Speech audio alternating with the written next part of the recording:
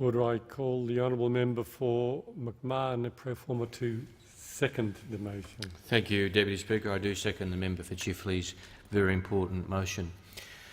These days, with the world being subject to so many tragedies, calamities, it's easy to think, to assume that we are somehow inured, desensitised to the devastation that we see regularly on our television sets, that somehow Australians and people around the world are used to these tragedies.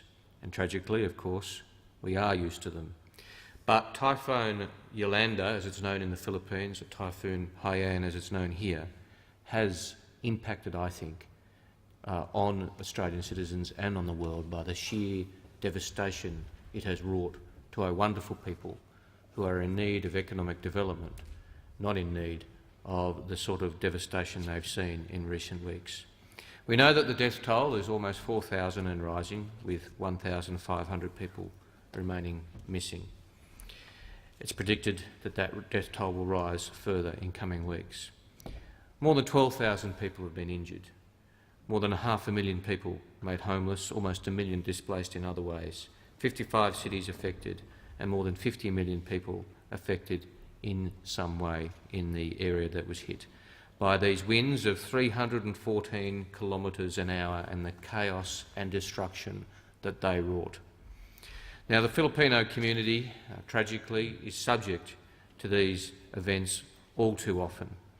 4 out of 10 Filipinos live in storm-prone cities with populations in excess of 100,000 people. And for an island nation with the world's 12th largest population, this is very concerning indeed. The Philippines is the 3rd most vulnerable country in the world to natural disasters. When earthquakes, volcanoes and severe typhoons occur, the poor are the worst affected. 1 in 3 people still live below the global poverty line. The typhoon caused considerable damage to the public water system, which will take a long time to fix, resulting in minimal availability of public water in the city of Tacloban and the surrounding suburbs.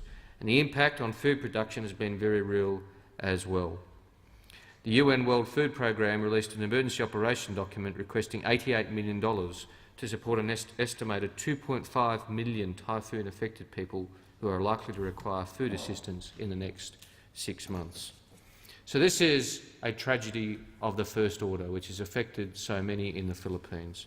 Australia's Filipino community has responded as you would expect them to.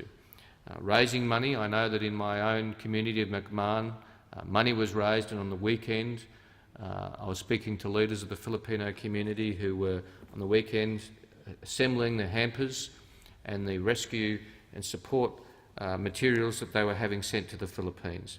And the Australian Filipino community has been very directly affected indeed. Under the leadership in my community of Father Nards Messine, the Filipino pastor in the local Catholic Church, the community is responding, of course, as you would expect them to. As the member for Chifley flagged, he and I and the member for Greenway and other honourable members are coordinating a fundraising effort which will occur on the 1st of December. We are attempting to invite prominent Filipino Australians to come and to raise those funds with us. It will be a day which will be a bittersweet day. We hope to have fun, and there will be community and fun activities for children, face painting and all sorts of things, but of course it will be a day of tragedy as well.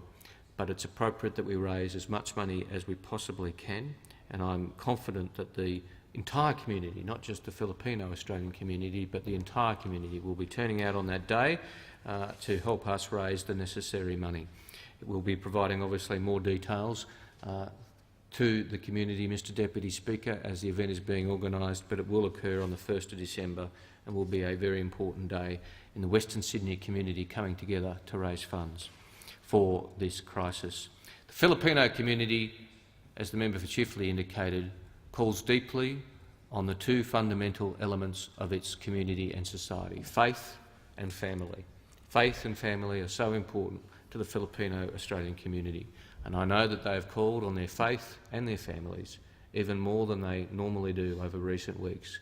And as they do so, it's important that they know that the thoughts of every single member of this House and of the Australian community more generally are with them as they deal with this tragedy which has beset their beautiful island nation.